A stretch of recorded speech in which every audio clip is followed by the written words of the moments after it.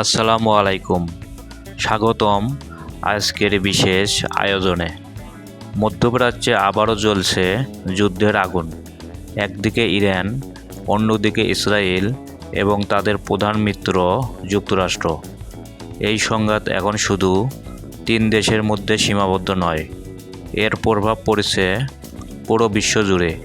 তেলের দাম, বৈশ্বিক অর্থনীতি, এমনকি নিরাপত্তা সব কিছু এখন হুমকির মুখে। দীর্ঘদিন ধরেই ইরানের পরমাণু কর্মসূচি নিয়ে উত্তেজনা চলছে। যুক্তরাষ্ট্র ও ইসরায়েল মনে করে ইরান পারমাণবিক অস্ত্র তৈরি করতে চায়।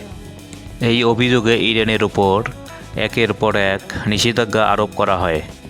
কিন্তু এসব চাপেও ইরান তার কর্মসূচি বন্ধ করেনি, বরং নিজেদের প্রতিরক্ষা আরও শক্তিশালী করে তুলেছে। 2025 সালের জুন মাসে পরিস্থিতি হঠাৎ উত্তপ্ত হয়ে ওঠে। ইসরায়েল ইরানের গুরুত্বপূর্ণ পারমাণবিক স্থাপনায় হামলা চালায়, কিন্তু সেই হামলা প্রত্যাশিত ফল দেয়নি। ইরান দ্রুত পাল্টা জবাব দেয় এবং সংঘাত ছড়িয়ে পড়ে। 2026 সালে আবারও নতুন করে উত্তেজনা তৈরি হয়। আলোচনার আড়ালে যুক্তরাষ্ট্র ও ইসরায়েল যৌথভাবে ইরানের ওপর বড় ধরনের হামলা চালায়। এই হামলায় ইরানের শীর্ষ পর্যায়ের নেতৃত্ব ও সামরিক কর্মকর্তারা নিহত হন। এরপরই ইরান শুরু করে ব্যাপক পাল্টা হামলা। শত শত ক্ষেপণাস্ত্র ও ড্রোন ছুড়ে দেয় ইসরায়েলের ভেতরে। একই সাথে মধ্যপ্রাচ্যে অবস্থিত যুক্তরাষ্ট্রের সামরিক ঘাঁটিগুলোতেও আঘাত হানে ইরান।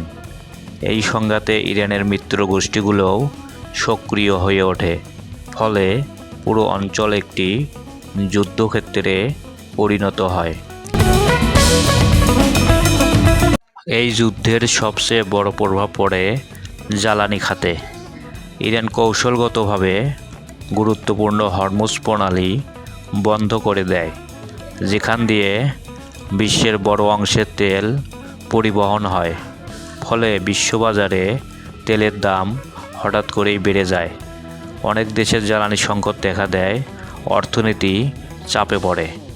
এদিকে ইসরায়েলের প্রধানমন্ত্রী বেনিয়ামিন নেতানিয়াহু নিজ দেশেও ব্যাপক চাপে পড়েন। জনগণের মধ্যে অসন্তোষ বাড়তে থাকে এবং যুদ্ধের ফলাফল নিয়ে প্রশ্ন উঠতে থাকে।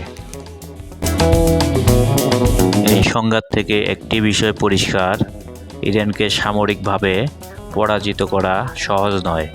আপনার মতে এই সংঘাত কি আবারও বড় যুদ্ধে রূপ নিতে পারে? কমেন্টে আপনার মতামত জানান।